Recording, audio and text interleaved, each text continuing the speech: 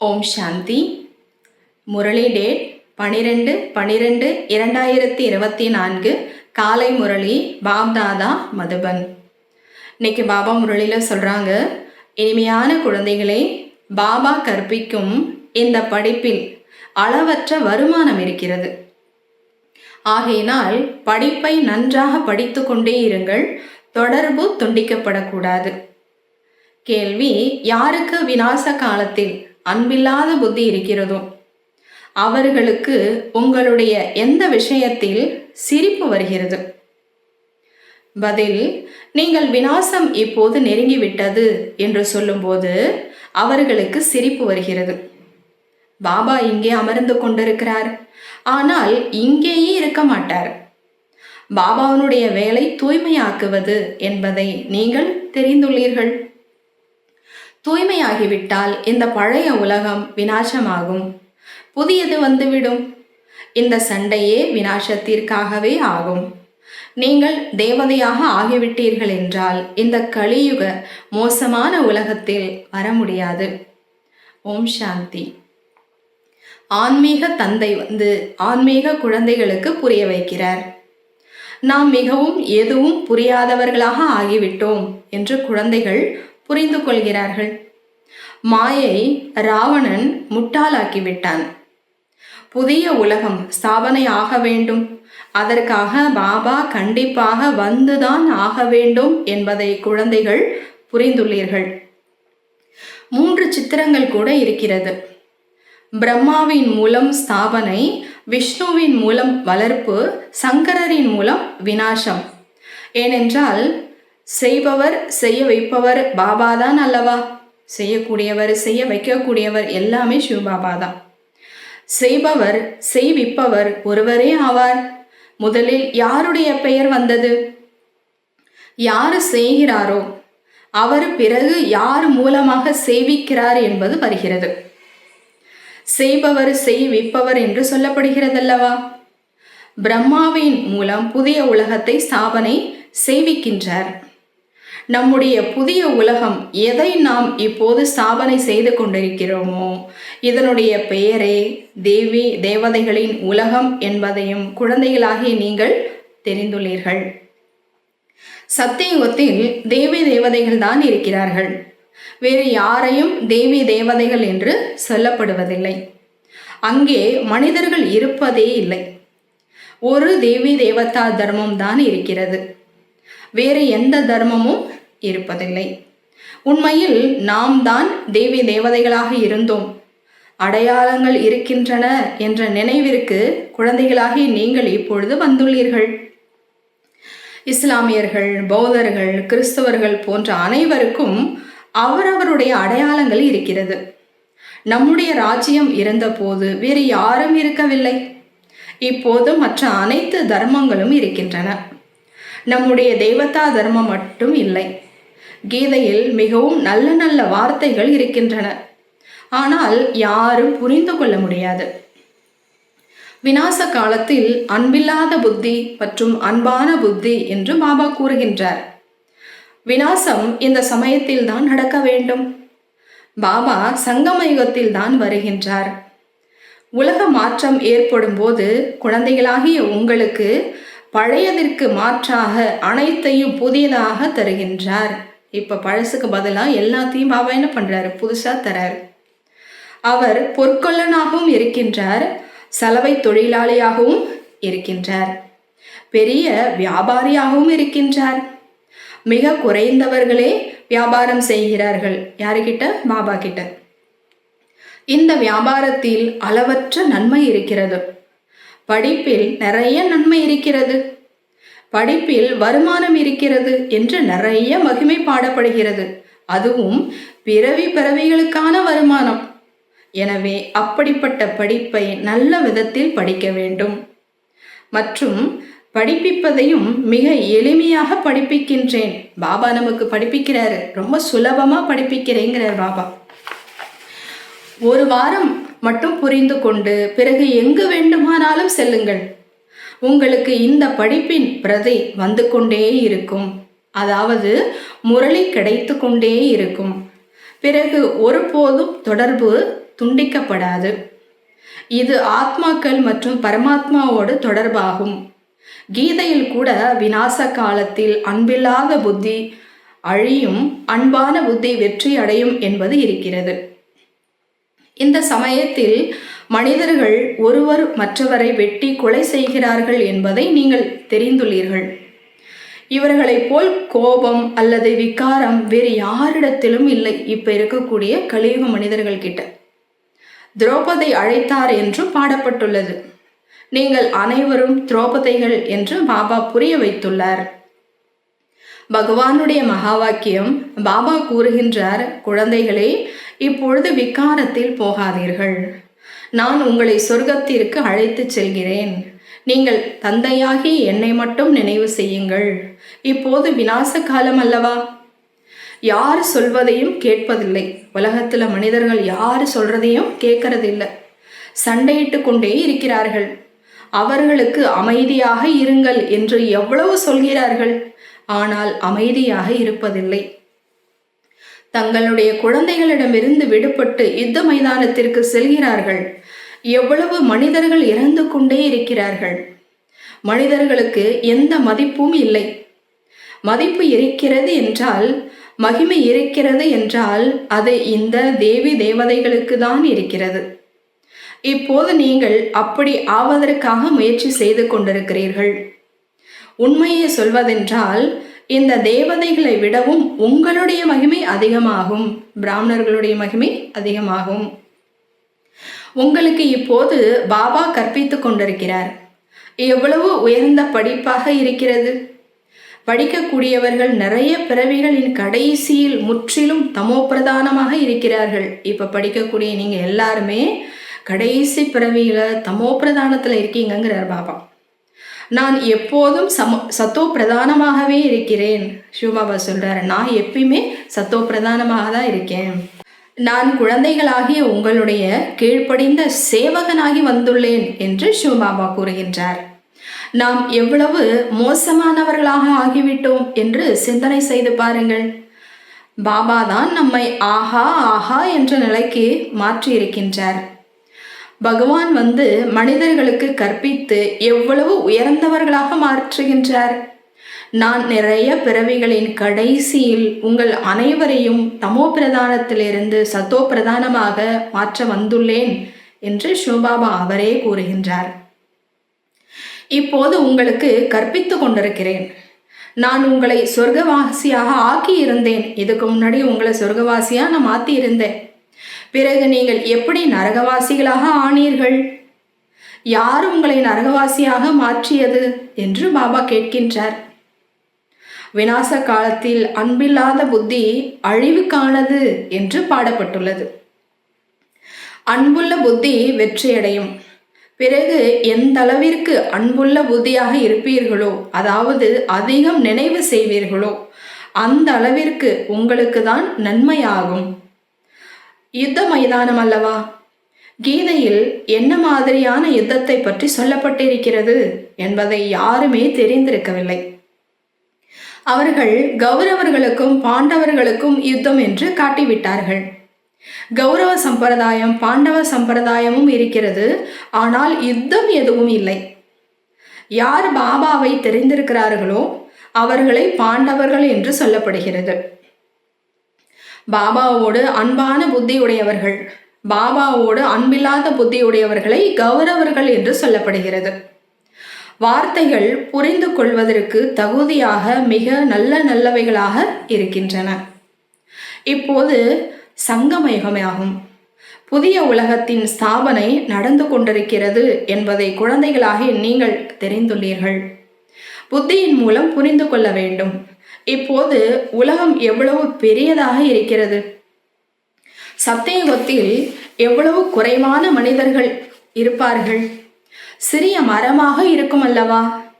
அந்த மரம் பெரியதாக இருக்கிறது. மனித சிருஷ்டியின் இந்த தலைகீழ் மரம் எப்படி இருக்கிறது என்பதை யாரும் புரிந்து கொள்வதில்லை. இதனை கல்ப விருட்சகம் என்று சொல்லப்படுகிறது. மரத்தின் ஞானமும் வேண்டுமல்லவா? மற்ற மரங்களின் ஞானம் மிக மிக சுலபமானதாகும். உடனே சொல்லிவிடுவார்கள். இந்த மரத்தின் ஞானம் கூட அதுபோல் சுலபமானதுதான். ஆனால் இது மனித மரமாகும். மனிதர்களுக்கு தங்களுடைய மரத்தை பற்றி தெரியவில்லை. கடவுள் படைப்பவர் என்று சொன்னால் கண்டிப்பாக உயிரோட்டமுடையவர் அல்லவா? கடவுள் தான் இந்த மனித சிருஷ்டி மரத்தை படைக்கிறாரு அப்படின்னா அவர் சைத்தன்யமானவர், உயிரோட்டமானவர் தானே. பாபா சத்தியமானவர், உயிரோட்டம் உள்ளவர், ஞான கடலாக இருக்கிறார். அவரிடத்தில் என்ன ஞானம் இருக்கிறது என்பதை யாரும் புரிந்து கொள்வதில்லை. பாபா தான் விதை ரூபமாக உயிரோட்டம் உள்ளவராக இருக்கின்றார், சைத்தன்யமா இருக்கிறார். அவரிடமிருந்துதான் அனைத்து படைப்புகளும் வருகின்றன. எனவே பாபா வந்து புரிய வைக்கின்றார், மனிதர்களுக்கு தங்களுடைய மரத்தை பற்றி தெரியவில்லை. மனிதர்கள் இந்த மரத்துல தான் இருக்காங்க, மனித சிருஷ்டி மரம், ஆனா தன்னுடைய மரத்தை பத்தியே தெரியல. மற்ற மரங்களை பற்றி நல்ல விதத்தில் தெரிந்து வைத்திருக்கிறார்கள். மரத்தின் விதை உயிரோட்டமுடையது என்றால் சொல்லும் அல்லவா, ஆனால் அது ஜடமாகும். இப்போ ஒரு வேப்ப மரம் இருக்குது அப்படின்னா அது ஜடம், அதனுடைய விதையும் ஜடம். இல்லைன்னா சொல்லும் இல்லையா, நான் எவ்வளோ வருஷமா இருக்கேன், எப்படி வளர்றேன் அப்படின்னு சொல்லி. இப்போ பாபா சொல்றாரு இல்லையா, எப்படி இது எவ்வளோ ஆண்டுகள் ஆகுது அப்படின்னு சொல்லி. ஆனால் அதனால தான் பாபா சொல்றாரு அது ஜடம். எனவே இப்பொழுது குழந்தைகளாகி நீங்கள் தான் படைப்பவர் மற்றும் படைப்பினுடைய ரகசியத்தை தெரிந்துள்ளீர்கள். இவர் சத்தியமானவர், உயிரோட்டமுடையவர், ஞான கடலாக இருக்கின்றார். உயிரோட்டமுடையவரிடம் பேசலாம் அல்லவா? மனிதர்களுடைய உடல் அனைத்திலும் உயர்ந்த மதிப்பு மிக்கது என்று பாடப்படுகிறது. இதனுடைய மதிப்பை சொல்லவே முடியாது. பாபா வந்து ஆத்மாக்களுக்கு புரிய வைக்கின்றார். நீங்கள் ஞானத்தை தாரணை செய்து ஞான மழை பொழியும் மேகங்களாக இருக்கிறீர்கள். பாபா ஞான கடலாக இருக்கிறார். அவரிடமிருந்து உங்களுக்கு ரத்தினங்கள் கிடைக்கிறது. இவை ஞான ரத்தினங்கள் ஆகும். இந்த ரத்தினங்களின் மூலம் உங்களுக்கு அந்த ரத்தினங்களும் அதிகம் கிடைத்து விடுகிறது. இந்த ஞான ரத்தினங்கள் மூலமா ஸ்தூலமான ரத்தினங்களும் உங்களுக்கு நிறைய கிடைக்குதுங்கிறார் பாபா. லக்ஷ்மி நாராயணரிடம் பாருங்கள், எவ்வளவு ரத்தினங்கள் இருக்கின்றன. வைர வைடூரியங்களினால் ஆன மாளிகைகளில் இருக்கிறார்கள். பெயரே சொர்க்கமாகும். அதற்கு நீங்கள் எஜமானர்களாக ஆகின்றீர்கள். யாராவது ஏழைக்கு திடீரென்று பெரிய லாட்ரி கிடைக்கிறது என்றால் பைத்தியமாகி விடுவார்கள் அல்லவா? உங்களுக்கு உலக ராஜ்யம் கிடைக்கிறது என்றால் மாயை எவ்வளவு எதிர்க்கிறது என்று பாபா கூறுகின்றார். மாயை எவ்வளவு நல்ல நல்ல குழந்தைகளையும் விழுங்கி விடுகிறது என்பதை இன்னும் போக போக உங்களுக்கு தெரிய வரும். ஒரேடியாக விழுங்கி விடுகிறது. நீங்கள் பாம்பை பார்த்திருக்கிறீர்களா? தவளையை எப்படி பிடிக்கிறது? முதலை யானையை விழுங்குகிறது. பாம்பு தவளையை முழுங்குவது போல விழுங்கி விடுகிறது. மாயா அந்த மாதிரி குழந்தைகளை வந்து விழுங்கிடுதுங்கிறார் பாபா. மாயையும் அப்படியே ஆகும். குழந்தைகளை வாழ்ந்து கொண்டிருக்கும் போதே பிடித்து ஒரேடியாக முடித்து விடுகிறது. பிறகு அவர்கள் பாபாவின் பெயரையே உச்சரிப்பதில்லை. உங்களிடத்தில் யோக பலத்தின் சக்தி மிகவும் குறைவாக இருக்கிறது. அனைத்தும் யோக பலத்தில் தான் ஆதரிக்கப்பட்டிருக்கிறது. எப்படி பாம்பு தவளையை விழுங்குகிறதோ அதுபோல் குழந்தைகளாகிய நீங்களும் முழு ராஜ்யத்தையும் எடுத்துக்கொள்கிறீர்கள். முழு விஸ்வ ராஜ்யத்தையும் நீங்கள் வினாடியில் எடுத்துக்கொள்வீர்கள். பாபா எவ்வளவு சகஜமான யுக்தியை கூறுகின்றார். ஆயுதங்கள் எதுவும் இல்லை. பாபா ஞான யோகத்தின் அஸ்திர சஸ்திரங்களை கொடுக்கின்றார். அவர்கள் ஸ்தூல ஆயுதங்கள் போன்றவைகளை கொடுத்து விட்டார்கள். நாம் எப்படி இருந்து எப்படி ஆகிவிட்டோம் என்று குழந்தைகளாகிய நீங்கள் இந்த சமயத்தில் கூறுகின்றீர்கள். என்ன வேண்டுமானாலும் சொல்லுங்கள், நாம் கண்டிப்பாக அப்படி இருந்தோம், மனிதர்களாக தான் இருந்தோம். ஆனால் குணம் மற்றும் அவகுணம் என்று இருக்கிறதல்லவா? தேவதைகளிடத்தில் தெய்வீக குணம் இருக்கிறது. ஆகையினால் அவர்களுடைய மகிமை பாடுகிறார்கள். தாங்கள் சர்வ குணங்களும் நிறைந்தவர்கள், நாங்கள் குணமில்லாதவர்களாக இருக்கிறோம், எங்களிடத்தில் குணங்கள் எதுவும் இல்லை. இந்த சமயத்தில் முழு உலகமும் குணமற்றதாக இருக்கிறது. அதாவது ஒரு தெய்வீக குணமும் இல்லை. குணங்களை கற்றுக் கொடுக்கக்கூடிய பாபாவையே தெரிந்திருக்கவில்லை. ஆகையினால் விநாச காலத்தில் அன்பில்லாத புத்தி என்றும் சொல்லப்படுகிறது. இப்போது சங்கம யுகத்தில் விநாசம் ஆகிதான் தீர வேண்டும். இப்போது பழைய உலகம் அழிந்து புதிய உலகம் ஸ்தாபனை ஆகிறது. இதனை விநாச காலம் என்று சொல்லப்படுகிறது. இது கடைசி விநாசம் ஆகும். பிறகு அரை கல்பத்திற்கு எந்த சண்டையும் நடப்பதே இல்லை. மனிதர்களுக்கு எதுவுமே தெரியவில்லை. விநாச காலத்தில் அன்பில்லாத புத்தி இருந்தது என்றால் கண்டிப்பாக பழைய உலகம் விநாசம் ஆகும் அல்லவா? இந்த பழைய உலகத்தில் எவ்வளவு ஆபத்துகள் இருக்கின்றன. இறந்து கொண்டே இருக்கிறார்கள். பாபா இந்த சமயத்தின் நிலையை கூறுகின்றார். நிறைய வித்தியாசம் இருக்கிறதல்லவா? இன்றைக்கு பாரதத்தின் நிலை இப்படி இருக்கிறது. நாளைய பாரதம் என்னவாக இருக்கும்? இன்றைக்கு இது இருக்கிறது, நாளை நீங்கள் எங்கே இருப்பீர்கள்? முதலில் புதிய உலகம் எவ்வளவு சிறியதாக இருந்தது என்பதை நீங்கள் தெரிந்துள்ளீர்கள். அங்கே மாளிகைகளில் எவ்வளவு வைடூரியங்கள் போன்றவை இருக்கின்றன. பக்தி மார்க்கத்தில் கூட உங்களுடைய கோவில்களில் என்ன குறைவாக இருக்கிறதா என்ன? பாபா கேட்குறாரு, உங்களுடைய மாளிகையில் சத்தியுகத்தில் எவ்வளோ செல்வ செழிப்பாக இருந்தீங்க, உங்களுடைய நினைவு சின்ன கோவிலில் கூட செல்வங்கள் குறைவாக இருந்ததா என்ன? ஒரு சோமநாத கோயில் மட்டுமா இருக்கும்? யாராவது ஒருவர் உருவாக்கினால் அவரை பார்த்து மற்றவர்களும் உருவாக்கி இருப்பார்கள். ஒரு சோமநாதருடைய கோயிலில் மட்டும் செல்வம் கிடையாது. அது மாதிரி எத்தனை கோவில்களை உருவாக்கி இருப்பாங்கங்கிறார் பாபா. ஒரு சோமநாத் கோவில் எவ்வளவு கொள்ளையடித்தார்கள். பிறகு தங்களுடைய நினைவு சின்னத்தை உருவாக்கி உள்ளார்கள். இப்போது சுவர்களில் கற்கள் போன்றவைகளை வைக்கிறார்கள். இந்த கற்களுக்கு என்ன மதிப்பு இருக்கும்? இவ்வளவு சிறிய வைரத்திற்கு கூட எவ்வளவு விலை இருக்கிறது. பாபா நகை வியாபாரியாக இருந்தார். ஒரு குன்றுமணி அளவு வைரம் இருந்தது, 90 ரூபாய். இப்போது அதனுடைய மதிப்பு ஆயிரக்கணக்கில் இருக்கிறது. கிடைப்பதே இல்லை. மதிப்பு அதிகம் கூடிவிட்டது. இந்த சமயத்தில் வெளிநாடுகள் போன்ற இடங்களில் நிறைய செல்வம் இருக்கிறது. ஆனால் சத்தியுகத்திற்கு முன்னால் இவை ஒன்றுமே இல்லை. விநாச காலத்தில் அன்பில்லாத புத்தி இருக்கிறது என்று இப்போது பாபா கூறுகின்றார். விநாசம் நெருக்கத்தில் இருக்கிறது என்று நீங்கள் சொல்லும் பொழுது மனிதர்கள் சிரிக்கிறார்கள். நான் எவ்வளவு காலம் அமர்ந்து கொண்டிருப்பேன், எனக்கு என்ன மகிழ்ச்சியாக இருக்கிறதா என்ன? பாபா சொல்றாரு, நான் எவ்வளோ நாளைக்கு தான் இப்படியே உட்கார்ந்துட்டு இருக்கிறது, விநாசம் வரப்போகுது அப்படின்னு சொல்றதுக்கு எனக்கு என்ன மகிழ்ச்சியா இருக்கா என்ன அப்படின்னு பாபா கேட்கிறாரு. நான் சுகமும் அடைவதில்லை, துக்கமும் அடைவதில்லை.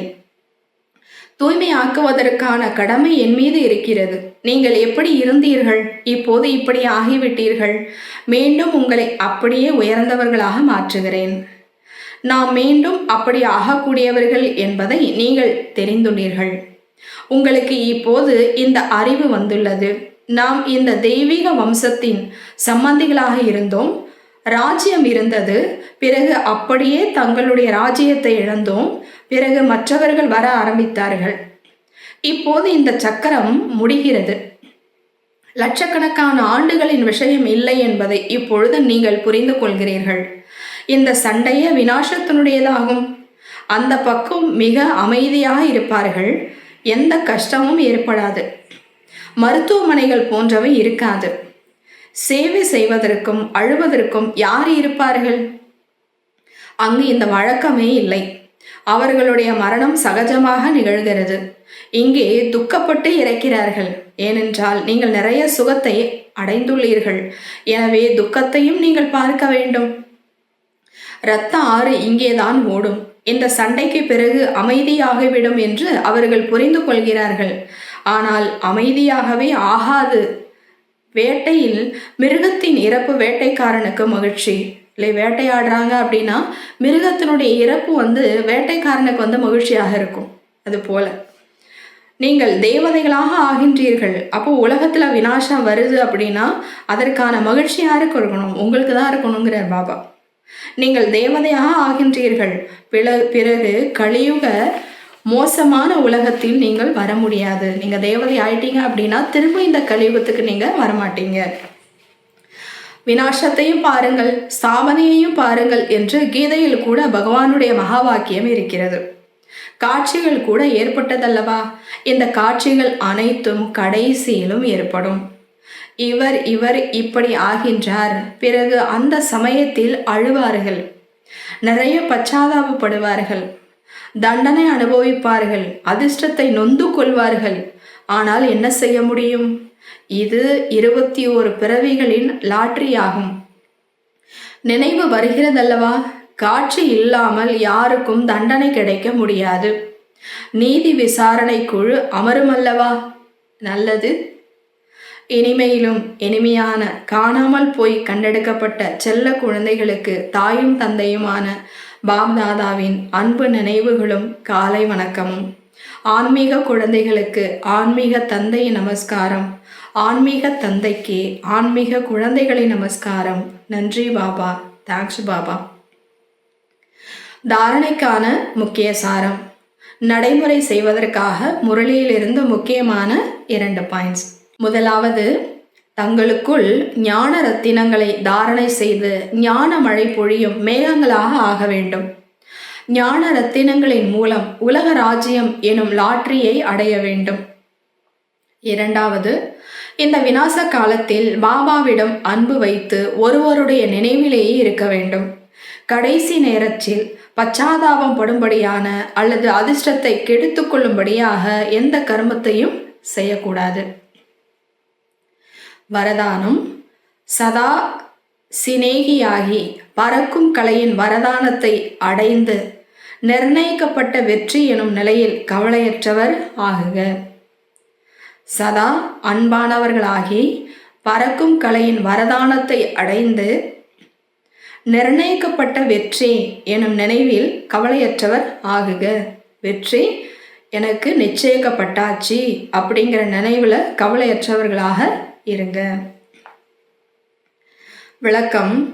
அன்பான குழந்தைகளுக்கு பாப்தாதாவிடமிருந்து பறக்கும் கலைக்கான வரதானம் கிடைத்து விடுகிறது. பறக்கும் கலை மூலம் பாப்தாதாவிற்கு அருகில் சென்று விட்டால் எப்படிப்பட்ட ரூபத்தில் மாயா வந்தாலும் உங்களை தொடக்கூட முடியாது. பரமாத்மாவின் குடைக்குள் உள்ளே மாயாவின் நிழல் கூட வர முடியாது. அன்பு முயற்சியை விளையாட்டாக மாற்றிவிடும். அன்பு ஒவ்வொரு காரியத்திலும் நிர்ணயிக்கப்பட்ட வெற்றியின் ஸ்திதியை அனுபவம் செய்விக்கின்றது. அன்பு இருந்தது, பாபா மேல அன்பு இருந்தது அப்படின்னாலே அந்த அன்பே நம்மளுடைய முயற்சியை கடினமாக இருந்த முயற்சி கூட விளையாட்டாக இருக்கும்.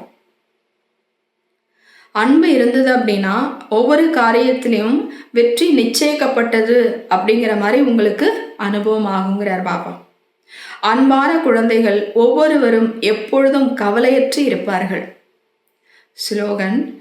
எதுவும் புதியது இல்லை என்ற நினைவின் மூலம் ஆடாது இருந்தால் மகிழ்ச்சியில் ஆடிக்கொண்டே இருப்பீர்கள்.